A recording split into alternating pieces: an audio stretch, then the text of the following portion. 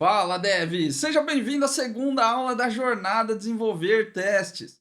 Eu sou André Okazaki e nesse evento você está aprendendo o caminho que qualquer Dev.net pode seguir para entregar software de qualidade e evoluir na carreira. E o software de qualidade é aquele que tem três características fundamentais. Ele resolve os problemas do usuário, é fácil de manter e não tem bugs. Nessa aula de hoje, você vai descobrir quais são as quatro coisas que todo dev precisa saber para entregar um software de qualidade. Olha como esse conhecimento fez diferença no jeito que o Wellington trabalha. Cara, isso pra mim virou um mantra. Tipo assim, quando a pessoa tá falando as coisas, eu falo, tá, mas espera aí. Eu interrompo, porque as pessoas elas vão logo pro como, né? Não, faz isso, você faz aquilo, principalmente aquelas que pensam que entendem de programação. Aí eu falo, tá, para. Mas o que você quer com isso? Fala qual é o objetivo do negócio, assim. O que o negócio espera? É economizar dinheiro? É tempo? Ah, é ter uma informação mais apurada? Viu como a visão dele passou de como fazer para por que fazer? Depois que você entender como esse conteúdo influencia no desenvolvimento do software, eu tenho certeza que a sua visão também vai mudar.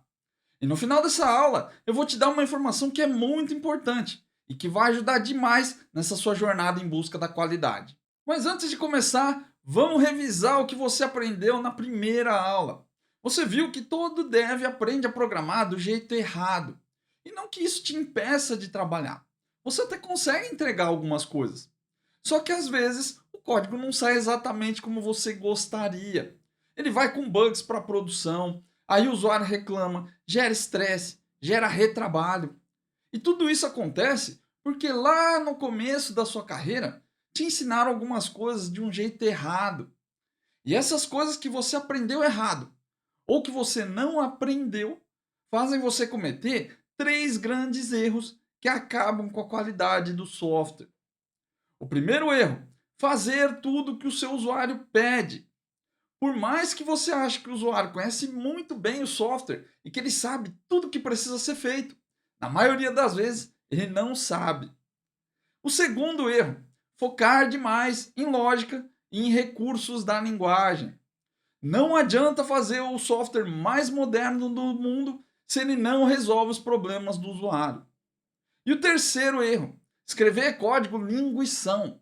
Você entrega código ruim e nunca melhora ele.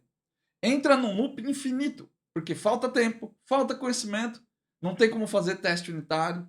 É importante saber desses erros, mas é ainda mais importante entender por que você comete eles. Então, se você não viu a primeira aula, volta lá e assiste ela inteira, porque daqui para frente eu vou considerar que você já entendeu a causa raiz desses erros, beleza? Esse é o primeiro passo na direção do software de qualidade. Criar consciência para você perceber que está fazendo algumas coisas que podem te atrapalhar. E aí sim, você pode dar o próximo passo, que é descobrir o que você precisa fazer para não cometer esses erros. E nessa altura, você deve estar aí pensando: pô, mas a parada toda é sobre fazer teste unitário, certo? Mostra aí o código logo, pô, deixa eu ver como é que faz esse negócio. Só que não é bem assim que funciona. Lembra lá do segundo erro? Que você foca muito em como fazer as coisas? Pensar que escrever um código de teste unitário vai resolver todos os seus problemas de qualidade também entra na conta desse erro. É claro que se você quer entregar software de qualidade, você vai precisar aprender a fazer teste unitário. Só que ele é só uma parte do processo. Tem outras coisas que você precisa aprender antes. Porque quando você está estudando, todos os exemplos lá são fáceis de testar. Todo código é bem feitinho, é tudo bem organizado. Mas quando você chega no trabalho, a realidade é bem diferente. Você vai mexer no método e ele tem quase 1000 linhas. Aí bate um desespero, porque você não tem a menor ideia de como testar um trombone desse.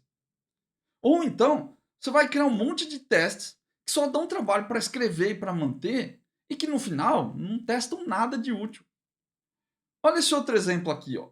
Imagina que o usuário precisa de um programa que calcula o valor parcelado de um pedido. Aí você cria esse código em C Sharp aí, ó. O programa pede para o usuário informar o valor total e a quantidade de parcelas. Aí tem essa classe pedido, que tem um campo valor total, e um método chamado calcular valor parcelado, que pega o valor total e divide pela quantidade de parcelas. E ainda tem uma regrinha aqui, ó. Não pode parcelar mais de 12 vezes.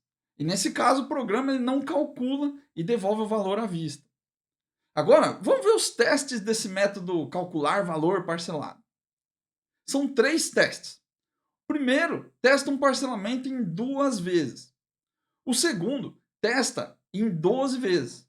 E o terceiro, testa lá a regra do limite máximo de parcelas, passando 13 vezes. Vamos rodar esses testes aí para ver se está tudo ok. Rodou, olha aí, ó. Tudo verdinho aqui, ó. É porque todos os testes passaram. Então, em teoria, tá tudo certo, não é? Vamos executar o programa para ver. Se eu informar R$ 100 parcelado em 2 vezes, dá 50. Beleza. Se eu informar 1.200 e parcelar em 12 vezes, beleza também, vai dar 100. Se eu informar 1.300 e parcelar em 13 vezes, não é para dar 100. Tem que dar 1.300 por causa daquela regra lá do limite. Beleza, funcionou também. Agora, e se eu informar R$ 100 e 0 parcelas? Será que funciona? Olha aí, ó, deu 8. Eu não sou muito bom de matemática, mas eu acho que essa conta não parece muito certa, né? O cálculo retornou infinito. Só que na hora de gerar os caracteres, a linha de comando mostrou como 8. Você viu os testes unitários, viu o que o código fazia. Não parecia que estava tudo certo? Só que tem um bug. E é isso que a maioria dos devs faz e que talvez você também esteja fazendo. Você olha para o código, tenta fazer um monte de teste unitário, acha que vai ter qualidade e no final entrega com bug. Não adianta focar só no código da aplicação e no código do teste. É que nem plantar uma flor. Não adianta jogar a semente na terra ou enfiar como uma muda qualquer ali no vasinho. A minha esposa adora flores e eu posso te afirmar que isso não funciona. Você precisa cuidar da terra, precisa preparar o vaso. Tem que saber quais são as características daquela flor. Se ela é grande ou se ela é pequena. Se a raiz ocupa muito espaço, talvez precise de um vaso maior. Tem que entender como que ela se desenvolve. Se ela precisa de mais sol ou de mais sombra. Se ela gosta de vento.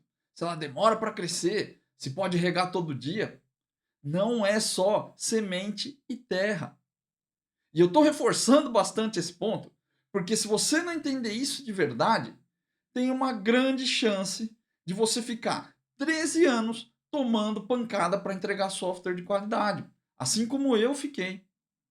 É por isso que nessa aula eu quero te mostrar aquilo que me faltava quando eu comecei e que provavelmente ainda falta para você e para a maioria dos devs. São os 4 pilares do software de qualidade. E antes de eu falar deles, eu preciso deixar uma coisa bem clara para você aqui. Por que eu chamo essa parada de 4 pilares? Pensa numa casa ou num prédio. Os pilares são aquelas partes da estrutura que sustentam todo o peso da construção. Ou seja, eles são a base. E tem 3 coisas muito importantes para você entender sobre isso. A primeira, sem os pilares, não tem como levantar a construção.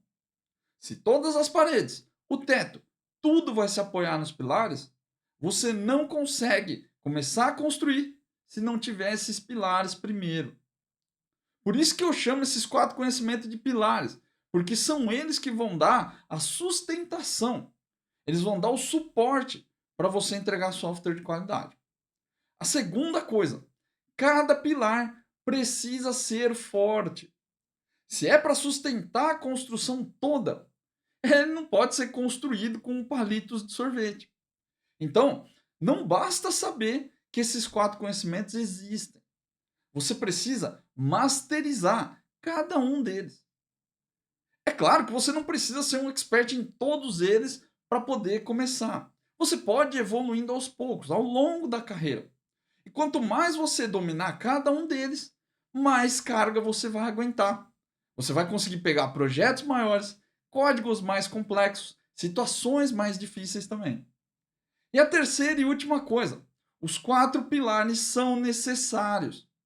Você pode começar a construção de uma casa só com 2 pilares? É claro que pode. Mas à medida que a construção avança, você precisa dos outros pilares. Senão não dá para terminar a obra. Se você quer entregar software de qualidade, você precisa desses 4 conhecimentos em algum momento. Se você deixar um deles de lado, vai chegar uma hora em que vai ser mais difícil continuar. E aí você vai acabar entregando código de qualquer jeito. Beleza? Agora que você já entendeu as premissas, vamos ver aí quais são os 4 pilares do software de qualidade. O primeiro pilar: base teórica sobre testes. Mas André, eu não sou tester, eu não sou um QA, eu sou dev. Por que eu tenho que aprender teoria de testes se o meu trabalho é entregar código? Olha só, se você ainda pensa que o seu trabalho é só entregar código, volta lá na aula 1 da jornada e assiste de novo a parte onde eu conto como que eu estourei a conta bancária de um monte de clientes porque eu não sabia testar o software direito. Todo dev precisa aprender a testar. Isso é um fato. O problema é que a gente valoriza demais o código. A gente valoriza demais o como fazer. E aí dá pouca importância ao teste. Acha que é só um detalhezinho que dá para resolver rapidão ali no final da sua entrega. E mesmo que você seja diferente, que você sempre tenta pensar na qualidade, gosta de testar o máximo possível, fala a verdade. Você já parou para estudar alguma coisa sobre a teoria básica de testes? Se for para chutar, eu diria que não. E a culpa disso não é só sua. É que ninguém se preocupa de verdade em ensinar isso para os programadores. A gente vê muito desse tipo de conhecimento em cursos e palestras de QA. E é por isso que eu sempre digo que nós, os devs, temos muito a aprender com eles. Por exemplo, será que você sabe quais são os tipos de teste de software e para que cada um deles serve?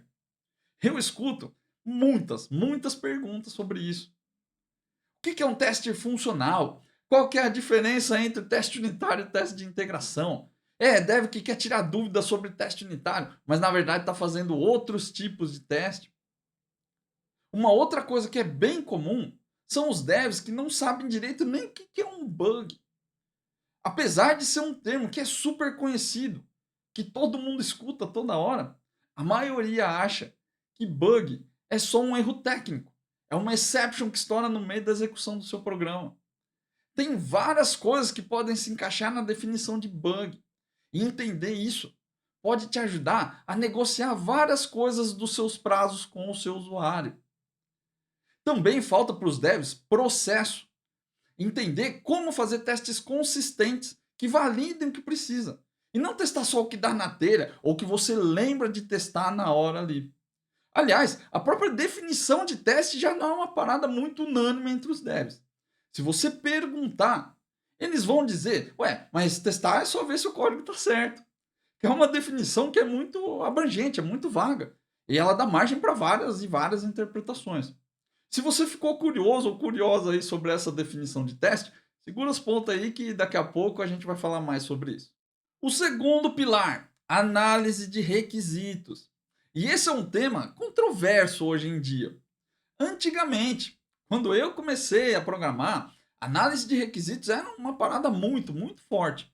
Tanto que tinha empresas que tinham um cargo só para isso. Um analista que só fazia os levantamentos e entregava uma documentação toda mastigada ali, que o dev só precisava ler e escrever o código. Não é uma ideia ruim, mas na maioria das vezes isso não funcionava direito. Porque era mais uma pessoa que dava pitaco no software e que discutia sobre o que é bug, o que não é bug, e o que estava no escopo do projeto e o que não estava. E tudo era muito burocrático também. A gente usava vários diagramas diferentes ali para ilustrar o que precisava ser feito. O dev tinha que saber RUP, UML, ou seja, mais coisas para estudar, mais documentos para o seu usuário aprovar e mais coisa para engordar o seu projeto. Por causa disso, o Agile ou agilidade ganhou muita força nos últimos anos. Lean, Scrum, Kanban, XP, formas diferentes de trabalhar, mas que têm um lema em comum: priorizar o software funcionando ao invés de ter uma documentação abrangente. E eu gosto bastante desse pensamento ágil. Só que teve uma galera que começou a levar isso muito ao pé da letra. E aí os devs criaram uma aversão à documentação. Dá até coceira quando a galera fala do assunto. Mas, ó, não tô aqui também para dizer qual dos dois lados que é melhor. Eu só quero te mostrar uma outra perspectiva sobre o assunto. Análise de requisitos não é sobre ter documentações ou processos mais ágeis.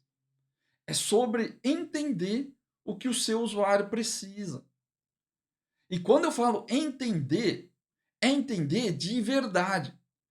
Não é só ficar ouvindo ele falar e dizer que entendeu para acabar logo com as reuniões. É você fazer perguntas, as perguntas certas, com o direcionamento certo, para fazer o usuário te falar qual é o problema que você precisa resolver para ele. Porque muitas vezes ele não te fala qual é o problema. Ele já quer te falar logo qual que é a solução. Teve uma vez que a galera do meu time queria me mostrar uma alteração ali que eles estavam fazendo, porque surgiu uma dúvida mais técnica e eles queriam ouvir minha opinião. Aí eles começaram a me contar o que, que era a funcionalidade. Que eles criaram uma tabela, que tinha que alterar alguns fluxos, alterar algumas classes ali. E essa funcionalidade era muito parecida com uma que já existia no sistema. Então aí eu questionei se não dava para usar a mesma estrutura de tabelas que já existia, os mesmos processos de negócio. E aí no final, esmiuçando o assunto, eu descobri que quem pediu para criar uma tabela nova foi o usuário. Porque ele achou que o melhor jeito de resolver o problema era criando uma tabela, mesmo sem ter a menor ideia do impacto ou do trabalho que isso podia gerar.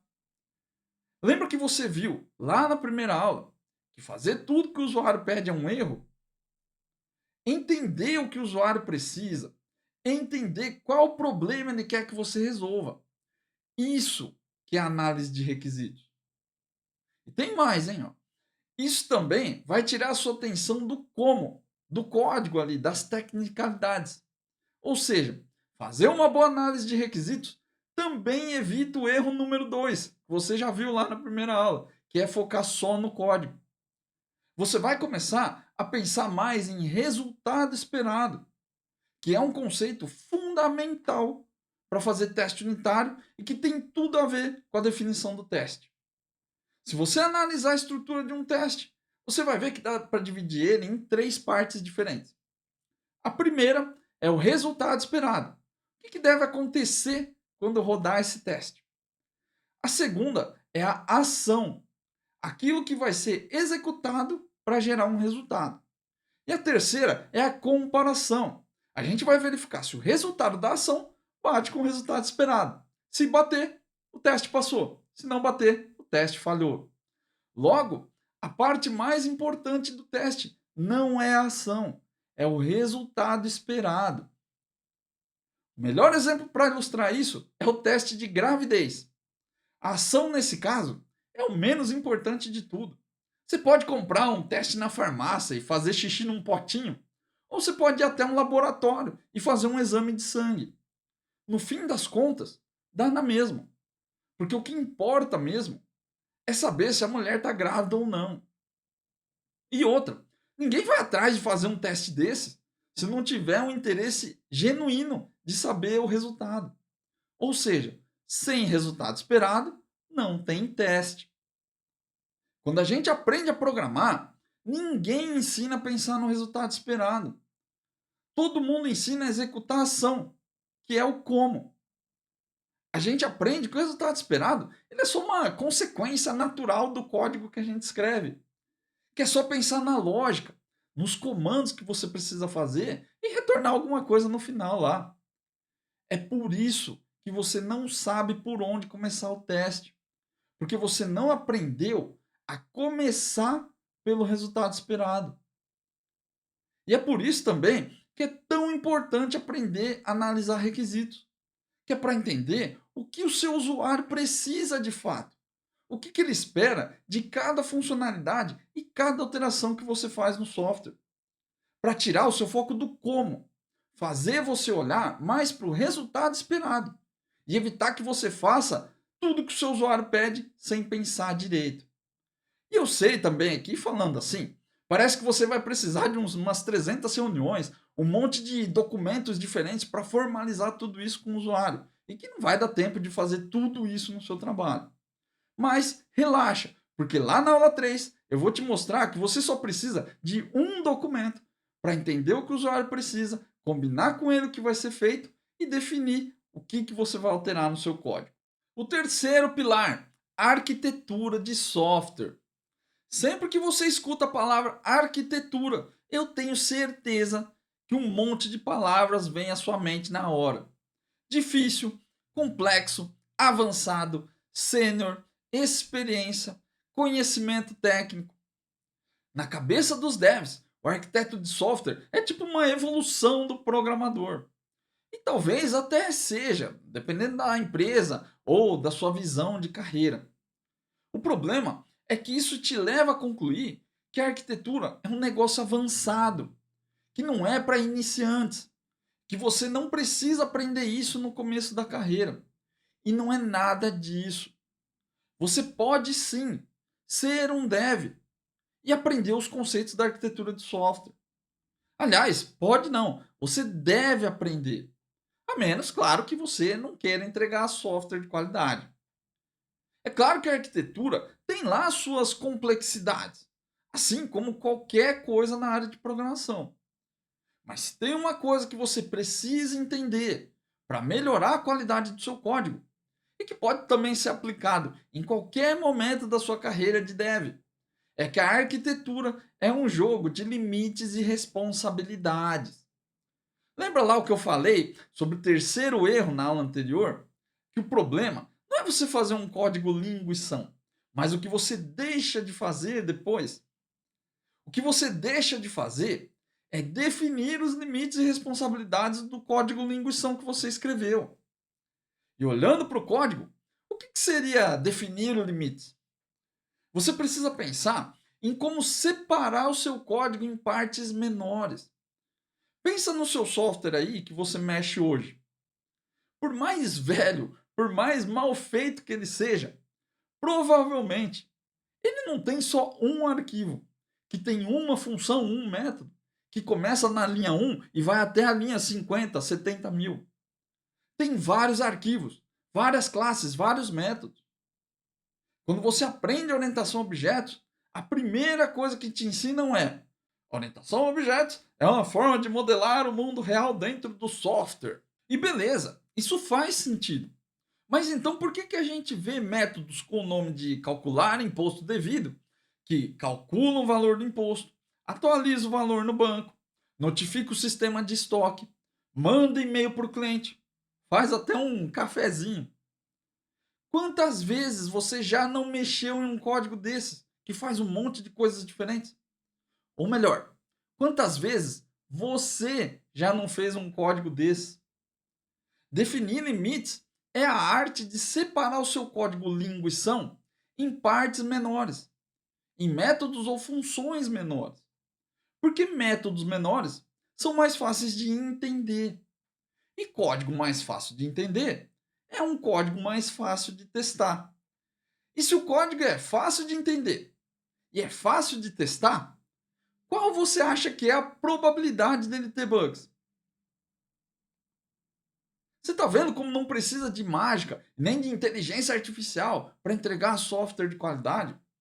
É só você aprender as coisas certas e aprender a aplicar essas coisas na sequência certa. E falando em sequência, não adianta também só separar o seu código em partes menores.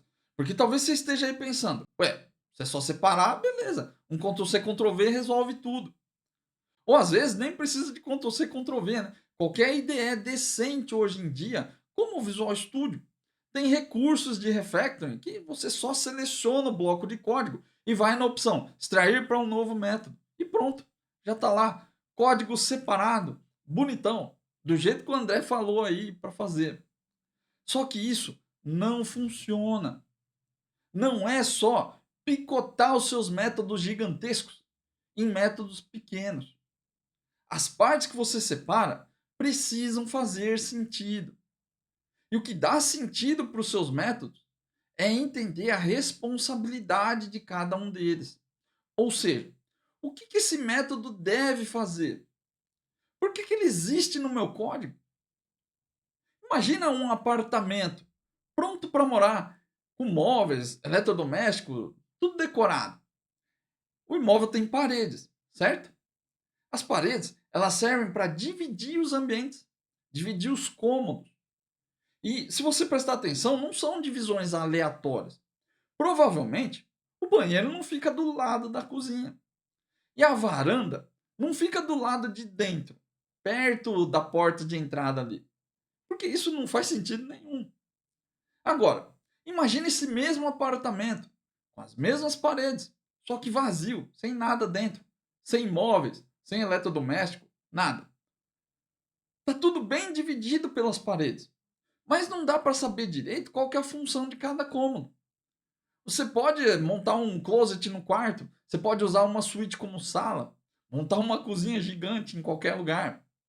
Ou seja, você só tem essa noção de que faz sentido ou não faz sentido quando você entende qual a responsabilidade de cada espaço do imóvel.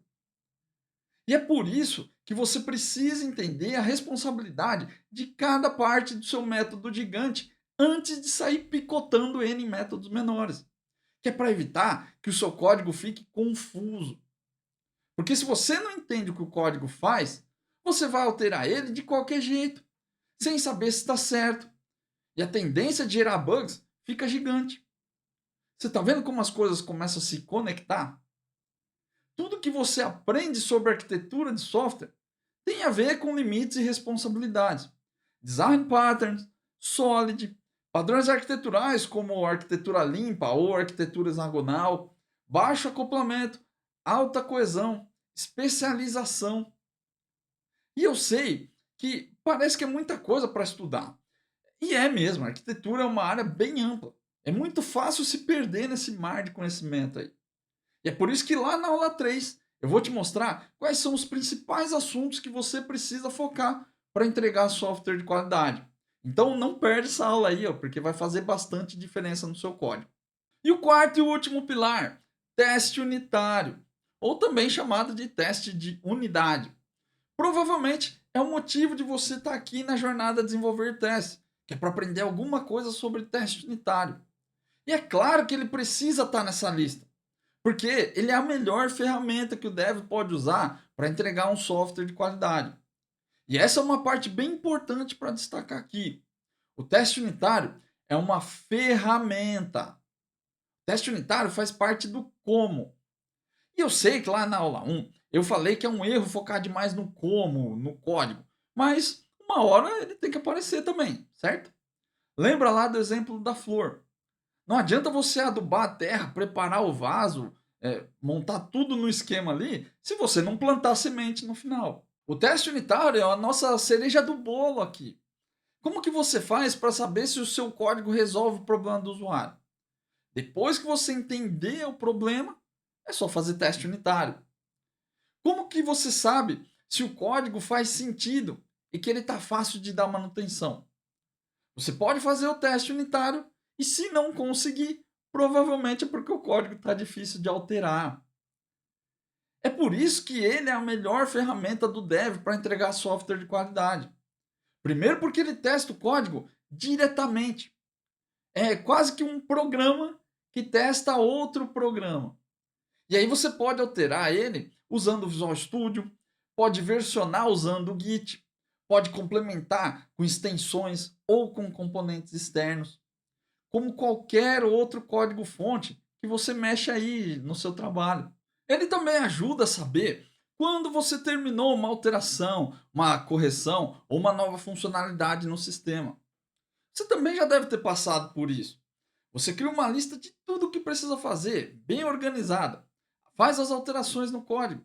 Testa ali manualmente. Dá check na sua lista inteirinha. E aí você fica olhando para a tela pensando: pô, acho que acabou, né? Ou será que falta mais alguma coisa? Não bate uma insegurança? Fazendo o teste unitário do jeito certo, com o método certo, não tem essa parada. Terminou de codar, rodou todos os testes, passou tudo, já era, atividade finalizada. E esse sentimento de saber que você terminou e que fez tudo o que precisa ser feito, ele não tem preço. E o teste unitário ainda tem o benefício de ser um teste automatizado por natureza. Se você mexe 300 vezes no código para fazer uma alteração, o certo é fazer o mesmo teste manual 300 vezes. E é óbvio que você não faz isso. E no seu lugar eu também não faria. Porque pô, é chato, cansa. E é por isso que os devs não testam direito. Porque fazer teste manual cansa. O teste unitário resolve esse problema. Você vai ter que investir um tempo ali para fazer os testes. Mas uma vez que eles estão prontos, é só apertar um botão e executar tudo. E eventualmente você vai ter que fazer manutenções pontuais nos testes, sempre que o código da sua aplicação mudar. E isso, claro, se você fizer bons testes. Se você aprender a fazer teste unitário do jeito certo. Porque, cara, quem não sabe fazer, quem não tem um método, quem não tem uma técnica, quem faz teste unitário, achando que é só colar o código no chat GPT e pedir para gerar os testes para você, pode ter muita dor de cabeça. E literalmente mesmo, tá? Quando você fica horas ali tentando testar um código sem saber por onde começar. Quando você faz um monte de teste inútil, que nunca testa nada e só gera mais trabalho na hora de dar manutenção no código. Ou quando você manda a sua alteração para produção e fica rezando para não dar problema, que é a famosa programação orientada à esperança. Você altera o código, publica em produção e só torce para que tudo dê certo. Agora, se você não é muito fã da programação orientada à esperança, se você entender os pilares do software de qualidade, mas ainda não sabe direito como fazer essas coisas do jeito certo, eu tenho uma informação muito importante para te dar. Lembra que eu falei disso lá no começo da aula? Eu recebo várias mensagens no meu canal do YouTube e no meu perfil do Instagram perguntando se eu posso ajudar a analisar o código, se eu faço consultorias para as empresas para ajudar a melhorar a qualidade do código lá dentro. E de verdade, eu não gosto de falar com as empresas. Eu falei disso lá na aula 1. Eu curto mesmo é falar com os devs, ajudar os devs, que é a galera que está lá no campo de batalha mesmo, junto comigo. E é por isso que eu decidi abrir mais uma turma da minha mentoria, onde eu ajudo devs a entregar software de qualidade e alcançar níveis mais altos de senioridade. Se você quer realmente abandonar a programação orientada à esperança, essa é a sua chance de aprender com o meu método, aprender com as minhas técnicas e ter o meu acompanhamento pessoal nessa sua jornada. No final da próxima aula, a aula 3, eu vou explicar tudo direitinho ali. Como que funciona, quando começa, o que está incluso nessa mentoria, como que você faz para entrar, as formas de pagamento, tudo bem detalhado lá. Lá no final da aula 3, você vai ter tudo isso aí. Então, se você se interessou, anota aí na sua agenda e não perde a aula 3, que vai ser na sexta-feira. Para fechar essa aula e ajudar a fixar o conteúdo, vamos revisar tudo que você aprendeu hoje. Você viu que um software de qualidade é sustentado por 4 pilares. O primeiro pilar é a base teórica sobre testes. Não adianta correr atrás de assert mock se você nem sabe direito o que é um bug. Saber pelo menos o básico da teoria vai te ajudar a entender muitas coisas ali durante o desenvolvimento. O segundo pilar é a análise de requisitos. Eu não estou dizendo para você entupir o seu projeto de documentação. É para entender os problemas do usuário e ajudar a pensar menos no como programar. O terceiro pilar é a arquitetura de software. O melhor remédio para parar de escrever código linguição é aprender a definir limites e responsabilidades dentro do seu código. Ou seja, identificar onde começa uma coisa e termina outra. Para quebrar o seu método de 1000 linhas em partes menores e que fazem sentido. E o quarto pilar é o teste unitário, que é a melhor ferramenta dos devs para entregar software de qualidade, desde que você aprenda a fazer esses testes do jeito certo, claro. E na próxima aula eu vou te mostrar um exemplo prático para você entender como que esses conceitos da jornada fazem diferença na qualidade da sua entrega. São coisas que dá para aplicar no código que você mexe todo dia, mesmo que ele não seja ali muito fácil de mexer, né? Eu tenho certeza que essa aula vai virar umas chaves aí na sua cabeça. E como prometido, lá no final dessa aula eu vou contar todos os detalhes para você aproveitar essa oportunidade de entrar para a próxima turma da minha mentoria. Se você quiser a minha ajuda na sua jornada, claro. Então, fica de olho no seu e-mail, fica de olho lá no grupo do WhatsApp, que eu vou te avisar assim que a aula 3 estiver no ar. Beleza? Um grande abraço e até a próxima aula.